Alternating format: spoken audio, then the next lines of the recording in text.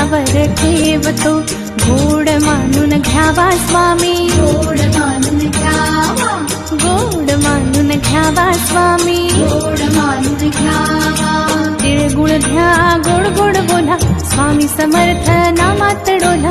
तिळगुळ घ्या